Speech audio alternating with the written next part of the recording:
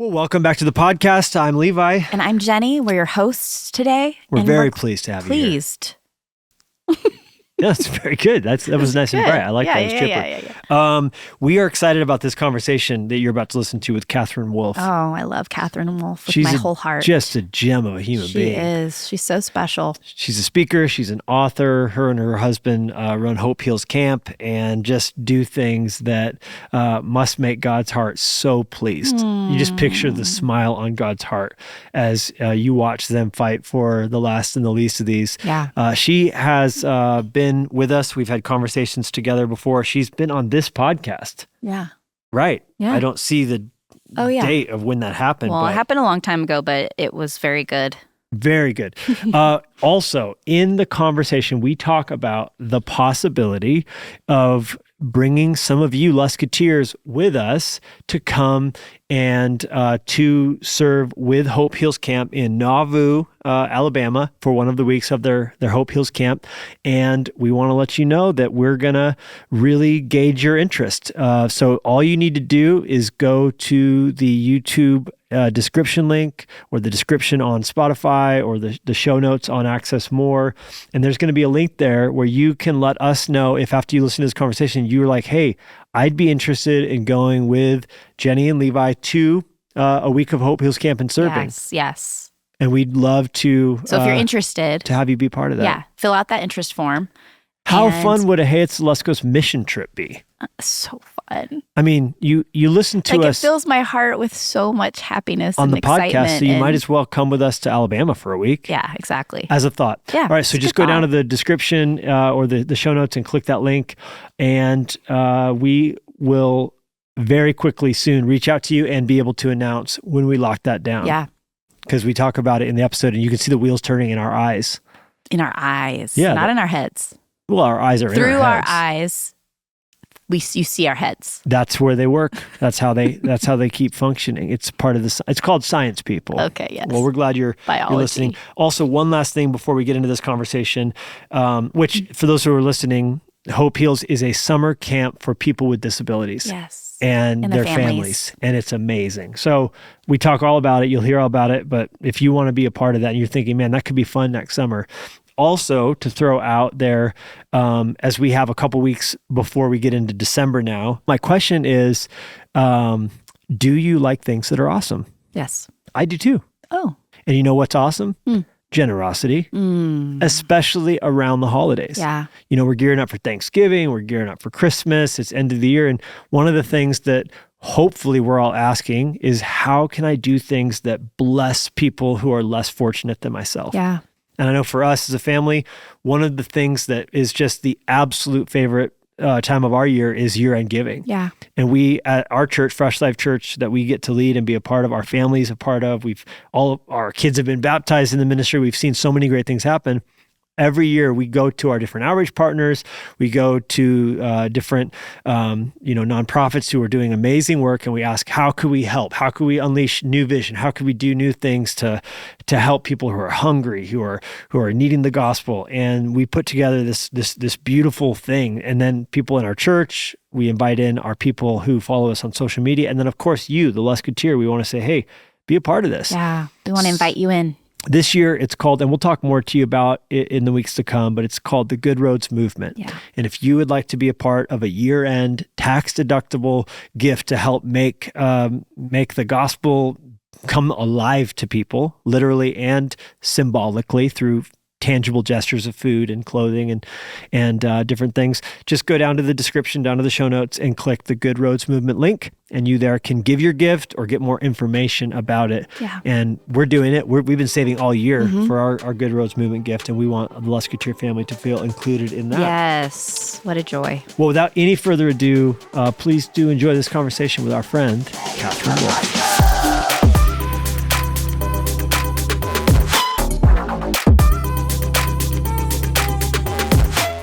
All right. Well, Katherine Wolf, welcome back to the podcast. Welcome My back. goodness Thank gracious. you. I'm so glad to be here. I think actually when I spoke at y'all's church in 2017, sometime after that, I think we were on. And then again, once we moved to Atlanta in 2021. Yeah, but I'm so excited to be back. This is our third conversation together. And I can't believe we've let so many years pass between. I mean, we've been, of course, following your exploits vigorously. Likewise, all wonderful stuff for us all. Well, I mean, there's so much. I mean, think about it. Last time you were on this conversation was 2021. That was May. So catch us up on life. I mean, I know there's been a lot coming in your life. Oh, yeah. Yes. All good stuff. So May 2021 to now we are in end of summer 2024. What? Yeah. We moved houses. That's a big one. We moved to a different part of Atlanta. Jay and I, our ministry, Hope Heals, opened a coffee shop, Mend Coffee and Goods. That's pretty exciting in Buckhead. Exciting. You guys need to come, by the way, Luskos. You definitely need to come next time you're in town. It's like 8 minutes from Passion City Church. Yeah, tell us about the coffee shop, because this is a real passion project for you. Oh, yeah, it really is. It's just so amazing. It's Mend, MEND, not men coffee like some people think. Mend, because we get to be a part of mending the broken world, i.e. Hope Heals. It's kind of a theme. And it presents as a coffee shop, but it is so much more. It is super universally designed, which means it is ultimately the just pinnacle of accessibility, everything from adult changing tables in the bathrooms to tables that swivel up and down depending on the wheelchair user's height and cushions, so the other guests will be the same height. There is just ultimate touchless entry, so it's all automatic, and you'll have to come see it. It's just made where the customer can be really, really in a disabled body and be welcomed. We think that true hospitality is ultimate accessibility. And it's a tragedy. The reality of people living with disabilities is that they are, by and large, super left out of mainstream society. And tragically, even in church communities, they're the most unchurched population in the world, which is so shocking. Wow. And the top of every list you don't want to be on, from homelessness to suicide to divorce. People living with disabilities are truly marginalized in our world. And we really feel called to speak into that, because I'm uniquely a person living with pretty intense disabilities, but I am able to articulate. I have my cognition mostly fully intact. More than we do, that's for sure. Yes. Well, I don't know about that, but I also have a tremendous amount of hope in Jesus. Yeah. So this is just a beautiful camouflage operation, a beautiful Jesus camouflage. The coolest part of the coffee shop, last thing I promise, is that we employ 50% of our staff is living with disabilities, identifies as having disabilities on the outside, meaning it's an integrated employment model, which is very rare in the world right now, where half of the staff has disabilities. And if the person has no use of limbs, which we have several people who have no use of arms or legs, we pay them the same rate we paid the barista to be the greeter at the door and greet people with welcome. And it's extremely dignifying to have meaningful work, and we're helping give that to people. That's Katherine, beautiful. I mean, we'll just stop right here and just cry, because that's so beautiful. I know coffee. It is glorious. Mend I just can't believe it's real. Atlanta, Georgia. You said it's close to 515 Garson, which is the Passion headquarters for their Atlanta campus and operation. Yes. So what's the address for the coffee shop? Okay. Oh, goodness. If you hadn't asked me, I would tell you it's like 3 556 Roswell Road, Atlanta, 30342. I'm almost positive that's it, but it's Tuxedo Festival next door to Kava. You may have heard of Kava, a delicious Greek Mediterranean restaurant. Ooh. And just in the middle of our sweet city, we think there's a lot to, being right in the hub. People with disabilities don't need to go to out of town to find a place to belong and to hang out and make friends and meet people. We're starting a program called Hope Heals Hangouts, where strangers volunteer to just come have a cup of coffee with someone else, a person with disabilities on the outside and a person with disabilities on the inside, because we all know we all got them. Yes. They sit down and share coffee and have conversation and just see what happens. And the dignifying, looking in the eye, just having a cup of coffee with somebody is so significant. Okay, Beautiful. and what is the website for Mend Coffee Shop? Oh, I do know that. It's really easy. It's mendcoffee.org. Mendcoffee.org. Can you purchase T-shirts or mugs or anything from? Oh, listen, Levi, you can purchase all kinds of fabulous retail. The problem is we don't ship just yet. So for a lot of your listeners, if they can get to Atlanta and pick it up, we sell a ton online, but it's pick up only because we haven't mastered the whole send it out to the world just yet, but we will. We'll get there.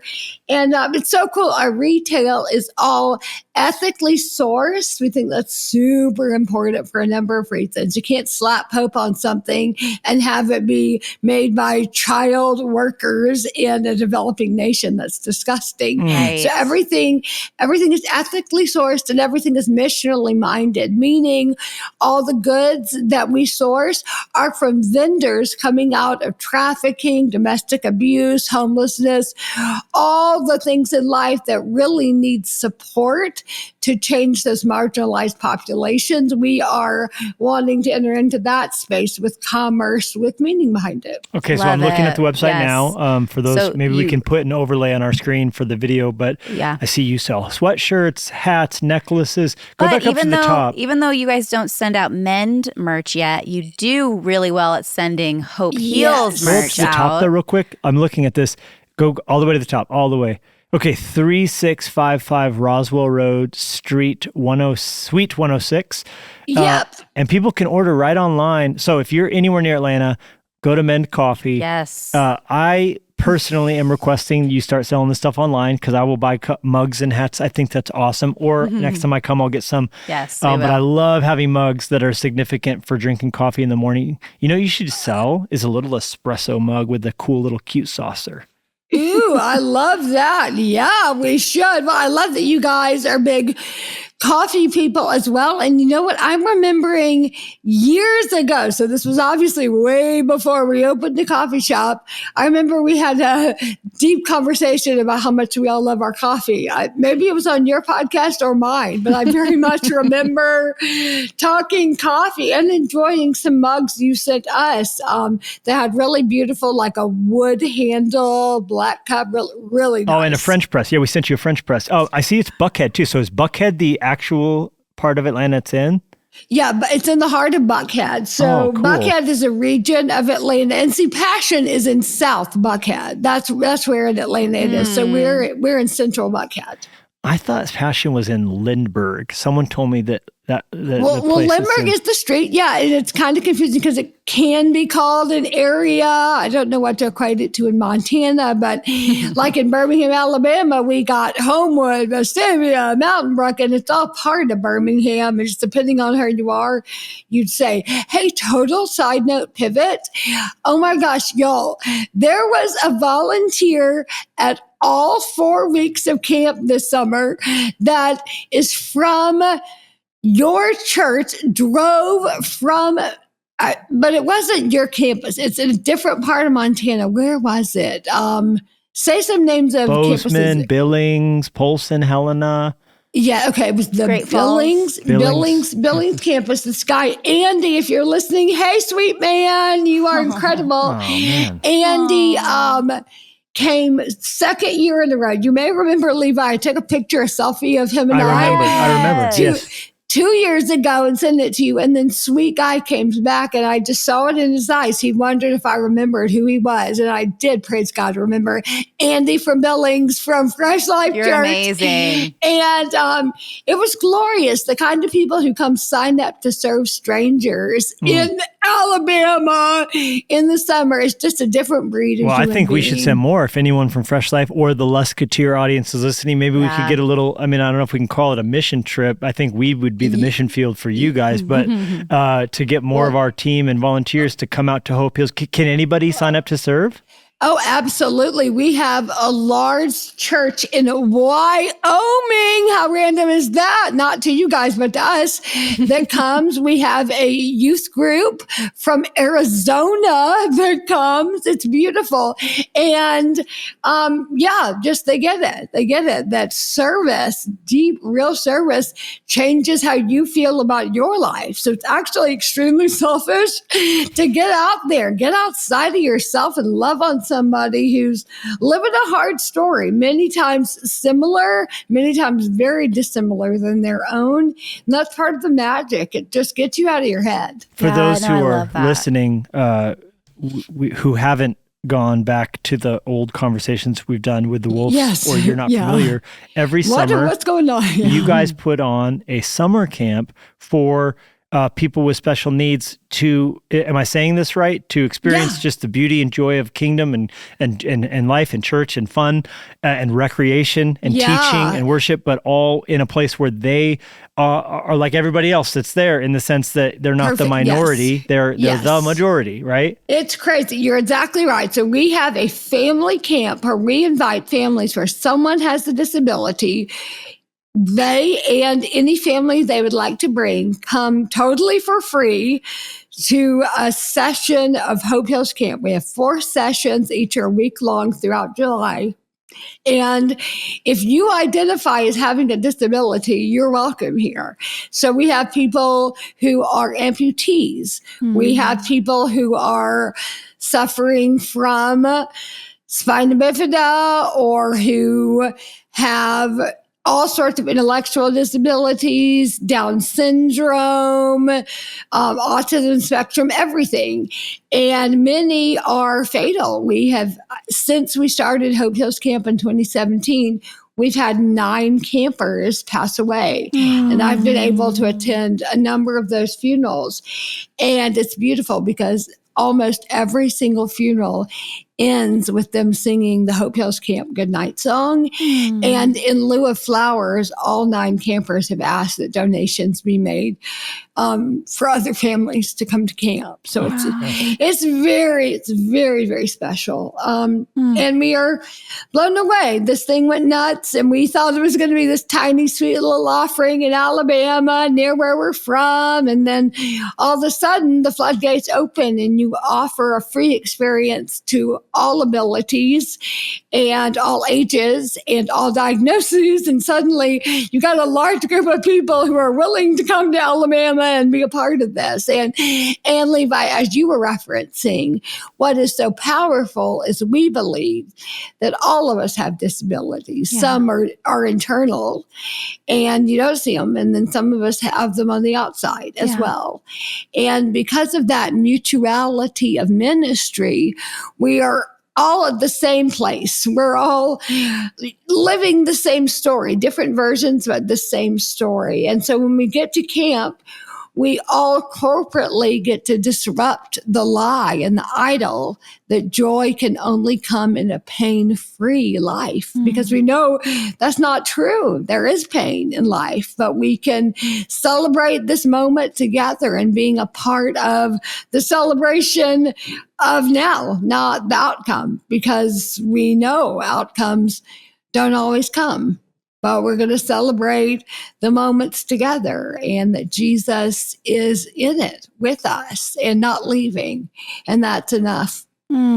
So good, Katherine. I'm so grateful for how, as you have walked through, you and Jay have walked through pain and heartache and struggle and trouble and hospitalizations and everything, that you continue to celebrate and you continue to show people what it means and what it looks like to live life to the full in the midst of it. And I'm so grateful for how you show that and how you live that. I mean, you literally a couple weeks ago were in the hospital, or not even. Yeah, I think after, as people are listening to this, we're airing this in the fall, but right after your last week of Hope Heals Camp, you posted that you ended up in the hospital. I did. It was very sad and probably more traumatic than my brain fully understands just yet. But it was. I think, Jennie, you're so right that it's this deep tension. And I think part of my deal is that, this is all a second chance life I'm living. So I quote unquote should have died. I shouldn't have. I would have. I should have. But I quote unquote should have died. So I guess I kind of feel like I should get really busy living and, wear it out a little. And if I end up in the hospital, so be it. I love the thought that you're referencing, Jennie, of celebrating everything. I hashtag a whole lot, don't wait to celebrate. Yes. And that's a big, big thing for me is don't wait to celebrate, because we don't know what tomorrow holds. Yeah. We don't. As believers, we know we are not promised tomorrow. And we need to get busy celebrating today, celebrating God's power in our stories, God's presence, God's provision, that the truly good things of life are actually in our story today when we know Jesus. They're not outside of our stories. And that's such a tragic myth in our Western world right now, is that the good life is available once we get to this point or this place or achieve this thing or make this money. But the good life has nothing to do with any of that. Yeah. And that may be a charmed life. Sure. Charmed. Use that word. Charmed. That's a pagan word. The reality is she's coming for you. She's coming for you. Yeah. But the reality is a blessed life is totally different. A blessed life means you recognize the blessings are not things in this physical world anyway. The true blessings of life, the things God can never withhold, it says in Psalm 84:11, are the things that this world could never touch anyway. They are the deep things in us, the joy and the peace that he brings, the comfort of him, the fruition of his presence, that's actually the goodies in this life. Ooh, it's good. You said so many good things. You said we want to disrupt the lie that joy only comes in a pain-free life. Because how many people are living a quote-unquote pain-free life but don't have joy? Yeah. And how many people on the other side of it are full of pain but are worshiping and finding true joy and tapping into something deeper. So, I mean, that is powerful. So powerful. Absolutely. Well, I feel like that was when I first fell in love with y'all, is your daughter, Alinea, that passed away, was my son James's age, my older son, and was her passing in 2012. So they were 4 when she passed, and I was still nearly in full-time recovery then. And my stroke was in 2008, but I feel like I finally came up for air in about 2013. Wow. And I feel like, Levi, maybe Passion Conference 2016, Louis interviewed you. That's right.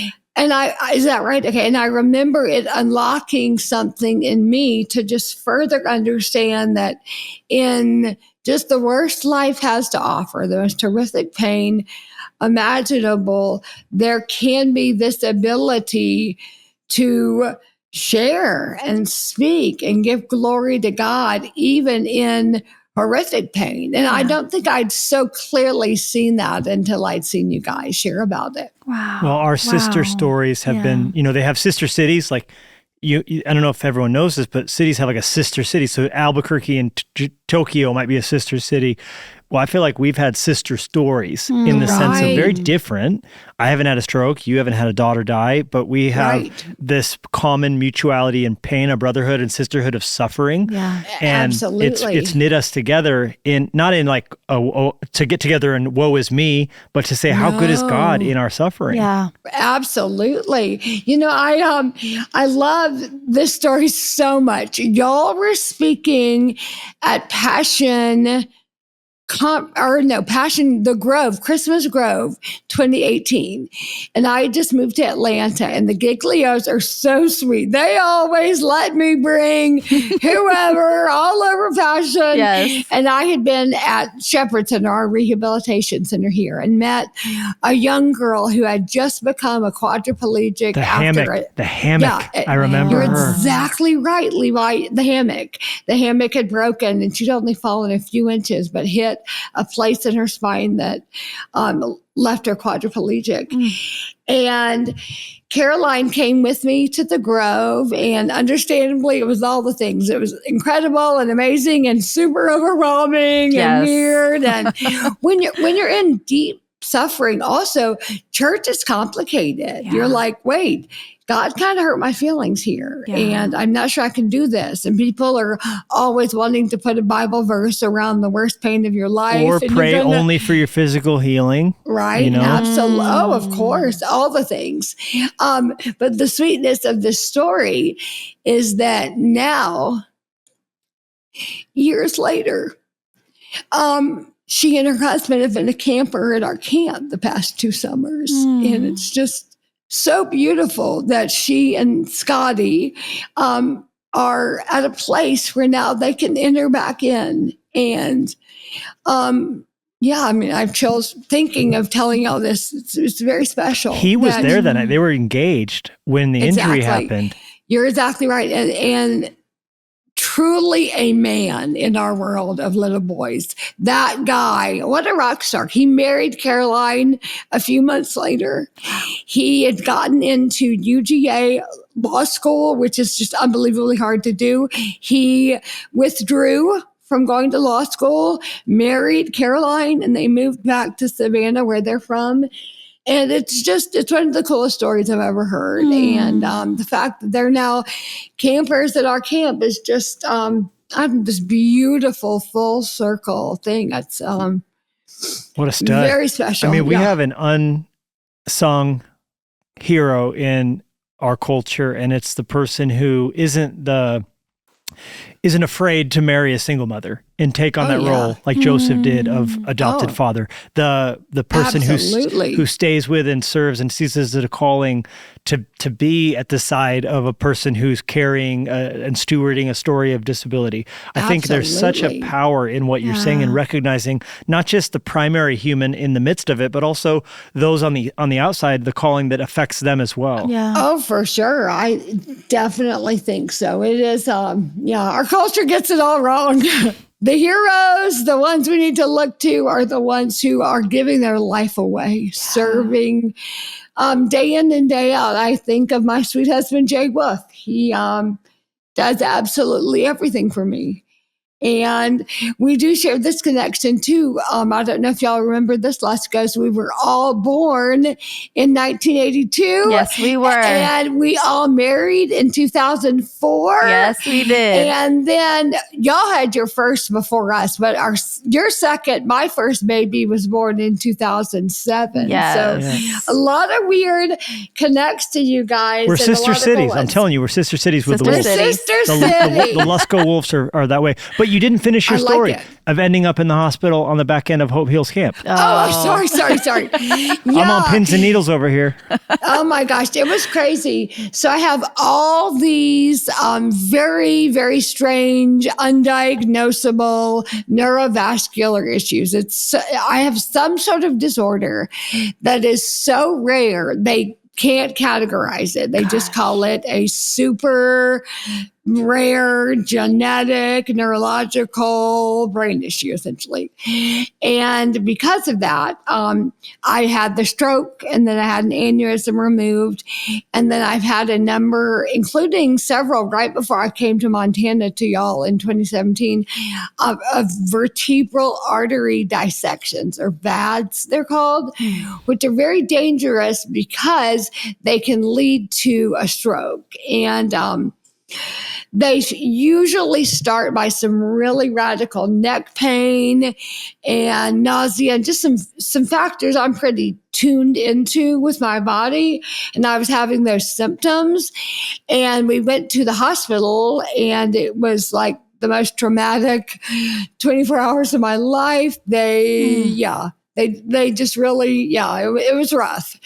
And they, it was inconclusive, but it looks like there's nothing new in my brain. And quite possibly, I just really overdid it at camp and wore out my neck and shoulder pretty bad from all the dance parties and talent show celebrations, and just some really good times. So I decided, you're going to go out, why not do it after the Hope Hills talent show? Worth it. Worth it.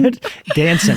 There's no one who dances like Katherine Wolf. Your It's celebration dances are fantastic. And I love, if you're not following Hope Heals on Instagram, you got to make sure you do it, because the videos, it'll bless you. It's like with Night to Shine with Tim Tebow. I mean, these moments you just see, it just gets you every time. Every time you post. Oh gosh, yes. I love Night to Shine so much. Yeah. Okay.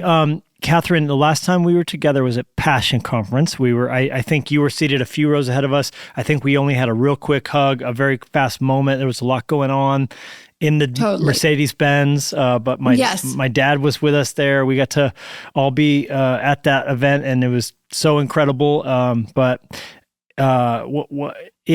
was just going to say that it flashed in my mind because you were seated a few rows in front of us, and I think we saw you all sitting there, but I don't think we got to sit down and talk too long. It was real quick. I don't think we did either, but I remember Jay telling me that your dad, I think at that stage, he was not doing well, but he was with you. And it just touched me so deeply that he would have this memory towards the end of his life of just this glorious conference and hearing his son proclaim the goodness of God. And I remember it moved me very deeply, Levi.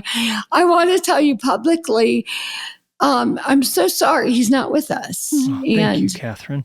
Even though that's such a cool story, and he was there, he's not there today. So it's also some cold comfort and probably brings up a lot. But he was there watching his son share with thousands and thousands about Jesus. And I know he was so proud. And really, really special. He was there with you. Yeah, I'm going to need a moment. That was so beautiful. Thank you for all of that. He, was so sick with the chemo throughout that conference. But that last month, so most of it, he was sitting down and kind of curled up a little bit. It was just real discomfort he was dealing with. But, and Tim Tebow was sitting right behind him. He kept going, is your dad okay? Is your dad okay? I was like, he's just sick. He's like, does he need a protein bar? Does he need some pre-workout? Does he need, Timmy. He was so sweet. He goes like, I Gatorade in my car, I could get him. Of course. I'm like, he's just sick, but he wants to be here. He's like, he wants to be here. But it was so beautiful because, that last worship moment when everyone sang Agnus Dei for the 18 and a half minutes or whatever it was. He stood up. It was the only time he stood up to sing the whole conference that I can really recall. But he stood up with his hands raised and his eyes closed. And Brooke Lidgertwood took a video of him, which I posted the morning of his funeral. Because I think about now how he's on the other side of the veil, still with us worshiping, but in a more real sense, seeing what we're worshiping in faith, to see. And so anyhow, I just wanted to kind of reminisce that we were together in that very holy moment. What was that experience like for you? The whole the moment there. It was beautiful. I can't remember if this was last year or the year before where you shared, and it rubbed me so it hit me so hard about how traditionally what is seen as New Year's Eve celebrations would be opportunities for Black churches to gather and pray because they knew the next morning they might not wake up next to their little girl anymore. What? Don't tell me I'll think of it. Instead it was this year. That was this year. Oh, Levi, so good. Are you are you trying to think of the word, the phrase? Yes. Does it start with a B?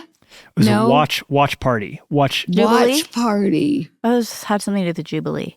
No, it was a watch party for them of a watch night services because they didn't know. It was when slaves would get sold to balance the books because New Year's Day was their version of the tax day. Yes. Which is why Abraham Lincoln chose to sign the Emancipation Proclamation when he did on January 1st, because it was a redemptive act to take a day that was traditionally so hard and so evil and spin it for good. Oh, gosh, yes. I mean, I'm telling you what, that has stuck with me, Levi. That was just so important to know. Like, why didn't I know that? Like, infuriating and just so special to think of the redemptive. Oh, it's all of it. It was glorious. So and that's why to this day, Black churches will often have a New Year's Eve church service that ends at midnight because it's the tradition of that whole thing. Wow. So cool. I'm so glad you shared that. That was incredibly powerful. Oh, well, you're too kind. And that is an important thing to know. And just you go, oh man, that's important to know. What would that feel like? How would that be? And how cool is it? That's why he waited to sign it, because his hand was shaking from shaking all those hands. Yes. Oh my gosh, that was the other beautiful part of the story. He'd been shaking hands for like 10 hours or something. And so silly. It's just so beautiful. And he didn't want history to see a shaky signature. And so he waited till his hand got strong again to sign it with a firm hand. Yes, I totally remember all of that. And just, I love, Levi, how you are able to weave just these deep, interesting, historical stories into your teaching. It's really powerful. So do you know what? Thank you. I received that. Thank you. It's kind. But you're a speaker. You speak all over the world. Do you ever get done with the talk and then go, oh my gosh, there's one thing I forgot to say, and it kills me? Only every single time you leave the stage and immediately the devil runs wild, telling you everything you did wrong, all the things you said wrong, all the things you should have said. And I just feel that every time I say anything, not even on the stage. Seriously, I feel decidedly inadequate and tremendous scarcity mentality, all the things. Well, I'm glad I'm not the only one, because I got home from Passion from that message, and I had written in my notes this, I started with the story of Abraham Lincoln's handshaking, and I wanted to end the message by saying Colossians says that God used his own hand to cancel the handwriting of requirements against us. It was kind of his emancipation proclamation from hell and sin. And I meant to say, but when Jesus signed it, his hand didn't shake, but I forgot. And so it was like one of those little moments. It was such a small throwaway line, but it meant something to me. Oh, gosh. So it's like, if I could just, how many times I've woken up at 2 a.m. just saying that line, like jerk store, jerk store.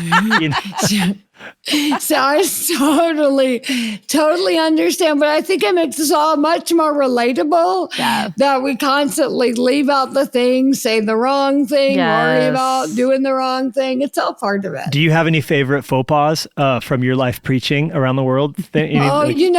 I definitely many.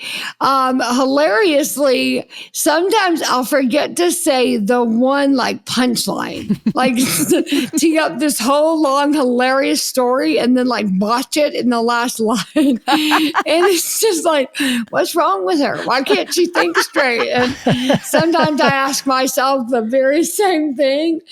I talk a lot about the what if loop. And how we are all so traumatized, paralyzed by the what if. What if I would have done this? What if I would have done that? What if? And then I always like to say that it's irrelevant to ask what if. That the question is, what is in the story. What if matters 0? What is matters 100%. Like, what is right in front of my nose and what am I going to do with it? And I was sharing that recently, and sort of the kick line of it is, and the escape hatch off of the what if loop is hope, because hope gives us permission to live our actual lives. And that left me. And suddenly, like, so we stay on the what if loop. And then I was like, wait. And then we get off of it. And I'm like, oh my, this is so awkward. And none of it happens, but well, you recover. And then you you're like, back let's pray. Okay, let's pray. You're like, just, and then later on, you're like, why? You see it so clearly after the drive home, Oh, totally. But you know what is so funny that I've recognized about myself, and I wouldn't have ever connected this until a sweet friend actually did, that throughout my life, I have really, and the Lord has grown this in me, and I think this muscle can be cultivated in anybody, but learned a very valuable lesson, which is to live flexibly, to live with great emotional agility. When I was in high school, I was in the one-act play competition, and my skirt fell off in one of my scenes. Oh, no. And thankfully, I had a little petticoat thing under it, so it was fine. But instead of freaking out and crying and running off stage, I picked up the skirt, flipped it over my shoulder, and did a whole routine like I'd meant to do it, and kind of like sassily sauntered off stage. And I ended up winning the Best Actress in the state of Georgia. Which is crazy. And in the notes that the judges gave our director, over and over, the judges said that she made such strong comedic choices.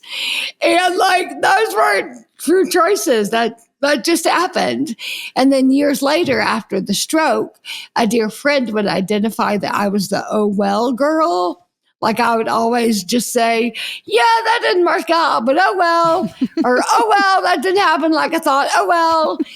And what I now know to be a level of emotional agility that is necessary to cope when life doesn't work out was cultivated all through those years of just going with it, leaning in, just being flexible in your life. Oh, I love that. I love that.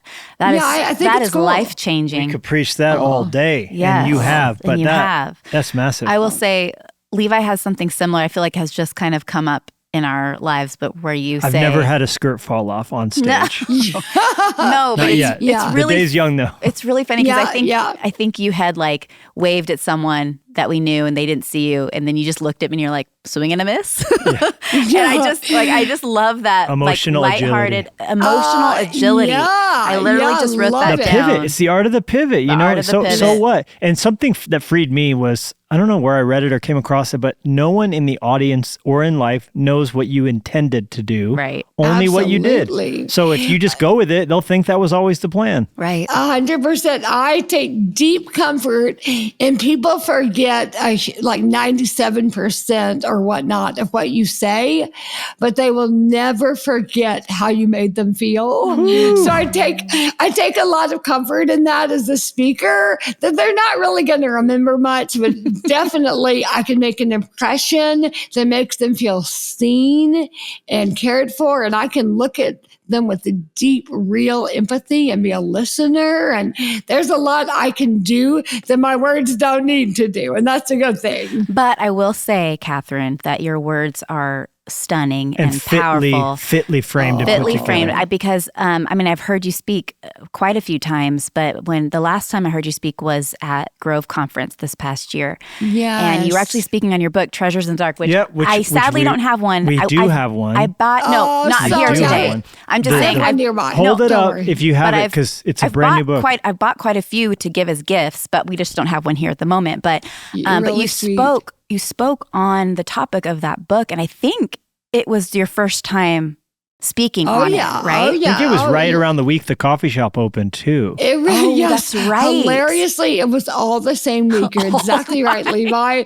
That only God could have done that, and we choose to see it that way. That was God giving us a whole lot of abundance in one season because it was so intense. We were doing soft opening in the morning, book launch at night, Grove Conference that weekend. I mean, it was legit nuts, but all wonderful. I mean, goodness, what a gift. I try to reframe all of the overwhelming aspects of my life as the abundance of my life. I that love God's that. given us It's the so pivot. much. I love Put the that. skirt Yeah. over But your shoulder, honey. There you go. Yes. But I just want to say that you preaching on the stage from your wheelchair, at When moments, she doesn't stand up and just start going well, for at it. moments standing up and scaring everyone because we're like, girl, get back in that seat. Are you okay? Seriously, No. oh, I know. But with such, I think exactly what you said. Like, you make people feel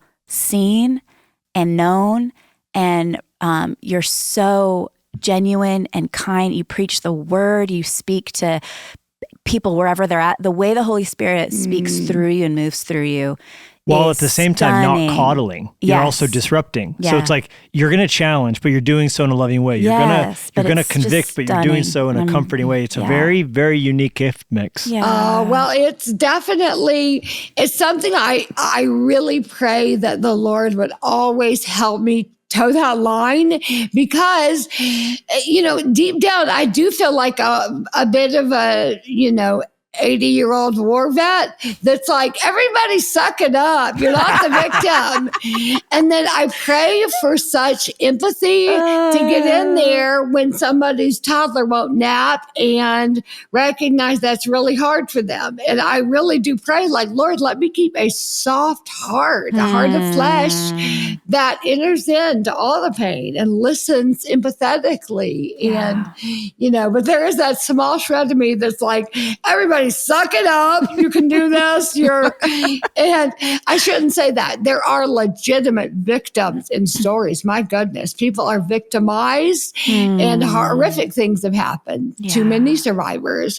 And yet, as for me, I am not a victim of my story. And many times, many of us are not either. And we need to wake up to that. Yeah, We're very not good. the victim. Amen. We are the overcomer in the Yes. story. We are more than conquerors in our Yes. stories. Well, you toe that line very well. Thank I love that. you. You're the 80-year-old vet and comforting the toddler. So you do both well. I do want to mention the new book is called Treasures in the Dark. It just released this Yes. year. It comes from Isaiah, that God promises to give us treasures in darkness. Absolutely. And yeah. hidden riches in secret places. It's so fun. Isaiah 45:3. You're exactly right. So tell us about it. Anything you want to say about that book? Or, the cover's Absolutely. beautiful. Yes. Thank you. And that notion that there's treasure in the dark is based on that verse that he will give us hidden treasure in the darkness, riches stored in secret places. So we may know that he is God, the God of Israel, the God who summons us by name. And I have felt so deeply that if we have to go into the darkness, which we all do at some point in life, into the deep darkness, we might as well get the treasure. We might as well learn the right lessons of the deep suffering and then let it inform the way we live the rest of our life. We might as well take hold of it, cherish it, come out of our stuff with it, and then live differently because of the treasure. We become a treasure bearer. And we get to share it with others for the rest of our lives. So that's kind of the basis for the book. And the book, in nutshell, I call it a reflection guide. Some would call it a devotional, but I know sometimes people have a lot of baggage around devotional. So it's some reflections on how to respond to deep darkness and how to really get in there and process and lament and grieve. And then also move forward and make hope a true habit to where your baseline is you can't not hope. You're so filled with the hope of Jesus that you know too much.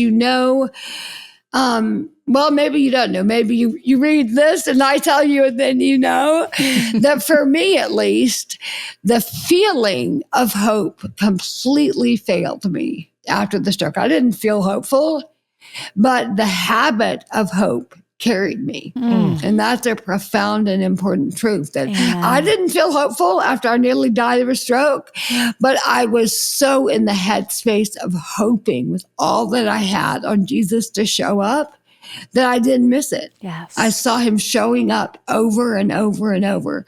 So I would say that's one of the deep things of the book, is that the habit of hope carries us, even when the feeling fails us. And praise God for that. Praise God that that's a reality. Yes. Thank you, I also God. talk pretty extensively about how the worst parts of our lives we think are ruining the lives of the people who love us. We all think that. I've seen it so clearly. But the reality is that is our glorious inheritance to those that we love, our children in particular, that seeing us manage suffering and enter into suffering well changes how they will suffer. And that is such a gift one generation can give another. And anyway, there's a lot of good takeaways like that. You if I should keep going, I will, or not. Lusketeers, Get the book, get the book. Treasures in the Darkness. Is there a book website or somewhere where they can find more information about it? Of course. I think it's treasuresinthedark.com. Not to be confused with Suffer Strong and Hope Heals, the previous Heals, titles. you're right. So get the anthology, get them all, buy them for a friend. What a joy to know that someone in trouble or hard times you could buy the book for the person in your life, have a couple copies on hand, like Jennie said she has done, we have done. It's actually so funny, Katherine, because last August, 2023 August, I had no idea you were writing this book. I'm sure, when did you write it? 2022, 2023 early? Oh, yeah, 2023 for sure. In there. But what are you about to say? So August of 2023, I did not know this book existed or that was being planned, but I planned a series of messages, 4 in total, all on Isaiah 45:3. And no way. On Treasures in Darkness. And so I preached all across August on the theme of treasures in darkness and how to go through hard places and receive secret riches. I called our series The Northern Lights. I used as an example the Aurora Borealis and how it has to be dark for you to see it. But so when the book came out and then I saw the cover, which is a starry night looking up into the night sky, seeing the heavens, I was like, dang, we are sister cities again here. Well, I like it. I'll take it. Jen and I want to be as cool as Jennie and Levi. Oh my God. No, we're keeping up with you. That's so cool. Levi, your book, The Eyes of a Lion, would have been published in what year? Do you remember? 2015. In 15. Yep. Because what I was going to say to tie this Love Fest up is similar to writing Hope Heals and even in writing Treasures in the Dark, I recognize that what I am doing is providing a living survival guide to deep pain and suffering. I am able to put into someone's hands a message that says, you can do this too. You're coming out with me. This is not taking you under. And that is the gift that our resources get to tell each other. Yes. And that's glorious. That's the beauty of 2 Corinthians 1, that we comfort others with the comfort that we ourselves have received. It's glorious. It's so glorious. What a phrase, a living survival guide for those coming behind us. And you've done that so well. Yeah. I just think it's neat because I think God speaks in stereo sometimes. And, you know, to when I have such a respected voice who's also on that same theme, I'm like, man, that's amazing. Yeah. And my favorite bit of research, because Isaiah 45 is a prophecy written to someone named Cyrus, who is the servant who wasn't even born yet, but would get born as God said he would, and would, when he was shown the prophecy from Isaiah 45, commend the God of the Jews and instruct them to go back and rebuild the temple, of course, as he was said he would. It's just crazy. And if you go to London, in the British Museum is the Cyrus cylinder, which has the edict that he wrote on instructing the Jews to go back to the promised land. Wild. So it's crazy to stand in the Jewish museum, in the British Museum, see the cylinder that was contained his words, And to go, wait a minute, God, you spoke hundreds of years before Cyrus was born that he would be a ruler, that he would do all of this. And it's just like, if God can architect all of that hundreds of years out, why am I worried about this Tuesday? Yeah. You know what I mean? Like, he's got it under control. Yes. Absolutely. That is so good. Amen. Yes. Okay, well, we are going to let you go because you have a coffee shop to run, a camp to run, a book to write. Oh gosh, no. I can talk for hours. But let me say this. I'm serious about, for those Lusketeers listening, it's what we call our podcast family, about trying to figure out maybe one of the 4 weeks of Hope Heals Camp. If we want to have any of the podcast audience that wants to come and join, maybe we'll try and work offline with you and your team to figure out one of the weeks that could work for them to come and us to come and be a part of that in any way we can. Yeah. And so all I'll say is to the Lusketeers listening, if you're not on my email list, go to levilusko.com, get the email list, subscribe there. That way, if we do something like this, we'll notify you by email so you could come and serve. Because I love the idea of some of our listeners coming, like know, the rest of the crew who has come to serve, doing that at some point. Exactly. I want to say a public thank you to the Lusketeers, the actual Luskos, and the amazing Fresh Life community for supporting our ministry so generously. I really can say with some confidence that Hope Heals Camp is just a game changer. It's probably the closest to heaven I've ever been. It's a thin place. It's glorious. And y'all are continually just investing in this glorious work. And I'm committed to fundraising for this thing till the day I die, because it is free to campers and you got to come up with the money somewhere. And I'm committed. And y'all are just some of the people who've come along and made it a reality. So we're committed. Thank you so much. We love you. It's a joy. We're committed with you. Well, yeah, go to hopeheals.com. Is that the hopehealscamp.com? Where do they go for that? Oh, well, everything links to each other. So any of the websites will take you to the other. But hopeheals.com has it all. But hopehealscamp.org is its own website. But you know how fancy things are. They all link to each other. Yeah. All right, well, if you want to give directly to it, you can do it there. We have as a ministry given for a long time because we believe in it. It's good stuff. Yes. And then maybe we can come in person and do it. But Katherine, thank you for coming on today. Thank you so much for listening. Be sure to swing by levilusko.com and jennielusko.com to see what's going on in our world. And make sure to subscribe so you don't miss a single episode. And in the meantime, we would love to connect with you on social media. Jennie and Levi Lusko out. Access more